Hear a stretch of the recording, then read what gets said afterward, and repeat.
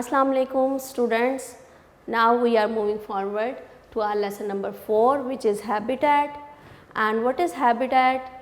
Habitat उस जगह को कहते हैं जहाँ पर animals और plants रहते हैं. Any place where the animal or plant lives and it can find all the things for its survival is called habitat. Now, how many types of habitat are there in our world? Land and water. हमारी अर्थ दो ही चीज़ों से मिलकर बनी हुई है, एक खुश्की और पानी.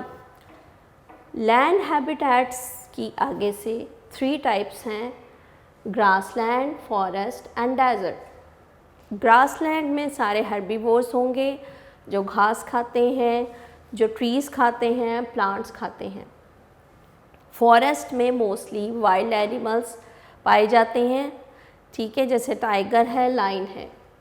And desert is the third type of the land और टेरेस्ट्रियल हैबिटेट. लैंड हैबिटेट को टेरेस्ट्रियल हैबिटेट भी कहते हैं. इसकी थर्ड टाइप डेजर्ट है. डेजर्ट का बड़ा फेमस एनिमल आपको पता है कैमल है. The second main type is water and water is also classified in these 4 types. Fresh water, you know, fresh water में ponds और river आते हैं जिनमें fish हैं, कुछ plants हैं. marine water में ocean आता है जिसमें algae, sea horse और seaweeds इसकी big examples हैं. The coastal area क्या होता है? वाटर और लैंड के दरमियान का area where the land and the sea meet. Here lives crocodile, crab and turtle. And the polar regions क्या हैं? जो नॉर्थ और साउथ पोल्स हैं हमारी अर्थ के, इसमें बहुत ज़्यादा ठंड होती है. It's the coldest region. यहाँ पर बहुत कम एनिमल्स और प्लांट्स रहते हैं. Ecosystem is a place where the animals, plants and non living things interact with each other. जब वो एक दूसरे के साथ इंटरेक्ट करें, उस सिस्टम से बनने वाले सिस्टम को कहते हैं इकोसिस्टम. कौन से ऐसे फैक्टर्स हैं जो हैबिटेट ऑफ एनिमल्स पे अफेक्ट करते हैं? यानी किसी भी जानवर या पौधे के सर्वाइवल के लिए वो कौन से फैक्टर्स हैं जो ज़रूरी हैं? वो कौन से फैक्टर्स हैं जो हैबिटेट पे इफ़ेक्ट करते हैं? Let's move to the book to study about that. These are the environmental factors contributing to the life in habitat. First factor is temperature. You know, temperature is the hotness or coldness of any object. यहाँ पर जितना ज़्यादा कोई hot जगह होगी वहाँ पर वही एनिमल सर्वाइव कर सकेंगे जो हॉटनेस को बर्दाश्त कर सकते हैं. टू हॉट और too cold can make survival difficult. Animals living in cold region can not live in warm regions. Similarly animals living in hot regions can not live in cold regions, क्योंकि उनकी body में अल्लाह ताला ने ऐसी चीज़ें body में fit की हुई हैं जो उस टेम्परेचर को बर्दाश्त कर सकती हैं. Number 2 factor is water. Water is the principal gift of God Almighty. Life without water is not possible. Water is the basic need of living things. Plants need water for photosynthesis and animals take water to stay hydrated. Number 3 factor is light. The sun is the major natural source of light and heat, which is essential for living things. The amount of the light in a habitat affects the growth of plants and behavior of animals. अब कुछ adjustment या adaptations हैं जो किसी भी पौधे या जानवर के अंदर मौजूद होती हैं जब उसने एक पर्टिकुलर हैबिटेट में रहना होता है. ये कहलाती है उस प्लांट या एनिमल की एडॉप्टेशन यानी compatibility. For example, here we read the 2 animals for the compatibility or adaptation to survive in any particular environment. First is camel. Camel के अंदर अल्लाह ताला ने कुछ ऐसी अडॉप्टेशंस पैदा की हुई हैं कि वो डेजर्ट में रह सके. जैसे camel uses its long neck to eat food from long trees. Camel can not only walk easily but also run on the desert sand due to its wide feet. Camel stores water in its hump. वो अपने अंदर पानी store कर सकता है for many days. The camel's eyelids are covered with hairs that protect its eyes from the desert sand. The camel nostrils protect it in sandstorm. The camel closes its nostrils in such a way that sand cannot enter them. Camel has thick skin, especially the skin on its knees, that helps the camel to sit on the hot sand. Polar bear. Polar bear वो animal है जो polar regions में रहता है, यानी अर्थ के coldest reason में. इसके अंदर जो एडॉप्टेशंस हैं वो ये हैं. The polar bear paws are soft, wide and curved which help it to walk on ice. They close their nose while swimming in water. The polar bear has very fast sense of smell. The fur of the polar bear is white, which helps it to hide in the snow and protects it from predators. शिकारियों से बचने के लिए उसकी skin का colour भी उसके habitat जैसा है, यानी white. The polar bear has a thick fur that protects it from extreme cold.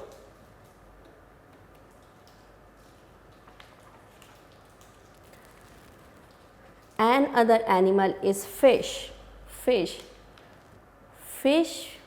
can't live without water. Different types of aquatic habitats have different types of fishes. The fish lives in water due to the following adaptations. उसकी streamline body होती है जो water resistance को reduce करती है. वो water में देख सकती है अपनी स्पेशल आइज़ की वजह से. फिश के फिन्स होते हैं on the sides of its body which help it to swim. Its gills help it to breathe in water. उसका ब्रीदिंग ऑर्गन गिल्स हैं. The tail of a fish helps it to swim and move. Now we talk about the adaptation in plants. First is thohar. Thohar is a common plant found in the desert. They have deep roots to absorb water easily. They have thick stem and leaves to store water. They also have thorns which protect them from animals. ये सब वो adaptations हैं जो उसके पानी के evaporate करने को कम करते हैं और डीप रूट से वो अपना पानी एब्जॉर्ब कर लेता है. Lotus is another example. It is a aquatic plant. It blooms on the surface. Its flower blooms on the surface of the water. इसकी स्टेम थिन होती है और फ्लेक्सिबल है जो अंडर वाटर ग्रो करती है. इसके लीव्स लार्ज और ब्रॉड होते हैं जो पानी में फ्लोट करने में हेल्प करते हैं और इसमें लार्ज एयर स्पेसेस होती हैं जो प्लांट को की ऑक्सीजन ट्रांसपोर्ट में हेल्प करती हैं. Cheer is another example which is found in the cold region and it also has the same things. Pointed and thin leaves, triangular shape so that snow can't stay on it, and it has cones. Pine cones bloom in hot weather and disperse the seed which promote the number of these plants. Now the effects of the human activities on natural habitat. कौन से ऐसे effects हैं जो natural habitat पे human activities की वजह से effect होते हैं. Effect of human activities on terrestrial habitat. ज़्यादा गार्बेज की वजह से चूँकि पॉपुलेशन बढ़ रही है और कटिंग डाउन ऑफ फॉरेस्ट हो रहा है, इसकी वजह से पोल्यूशन बढ़ रही है। इसकी वजह से प्लांट्स और एनिमल्स के हैबिटेट इफ़ेक्ट होता है। Number 2 is effect of human activities on aquatic habitat. पानी के अंदर मौजूद फैक्ट्रीज़ और मिल्स का गार्बेज जो दिन ब दिन बढ़ रहा है वो इसकी पोल्यूशन बढ़ाता है। टॉक्सिक इन्फ्लुएंस की वजह से फैक्ट्रीज़ और मिल्स की इस गार्बेज ने एक्वेटिक हैबिटेट को बहुत बुरी तरह इफ़ेक्ट किया है। इसके अलावा ऑयल डिस्चार्ज जो शिप से होता है और प्लास्टिक आइटम्स, इससे भी वाटर पोल्यूशन बढ़ रही है। Now we move to the exercise. Question number 1, choose the correct answer. The suitable natural environment for an organism to live is called habitat. Forest, desert and grass are the examples of terrestrial habitat, means land habitat. Dash is the habitat of the camel, desert. A place where there are many trees and herbs is called forest. The shape of the desert is camel. Now we move forward to the short answers. What do you mean by habitat? A habitat is an environment where an organism lives. How many types of habitats are there? Write their names. There are two major types of habitat, land habitat and water habitat. What is meant by ecosystem? A place where all living and non-living things interact with each other is called an ecosystem. Write 2 adaptations of camel. The camel uses its long neck to eat food from long trees. And number 2 is camel stores water in its hump and can live several days without water. Now the question number 3, fill in the blanks by using the given words. Desert is very dry. Polar bears have thick fur. Trees in cold regions have small needle-like leaves. Number 4, plants that live in desert have thick leaves to store water. Fish have fins to swim in water. Now here it is a matching. Draw a line to match each animal to its habitat. Camel habitat is desert. Zebra, grassland and monkey is forest. Identify the animal and write its habitat below. Now the habitat of bear, now it's it's a polar bear, so we will write polar region habitat. Fish is water animal and we can write marine habitat or water habitat. Third one is camel and camel habitat is desert. Number 4 is cow and cow habitat is grassland. Hopefully आपको ये lesson समझ आ गया होगा.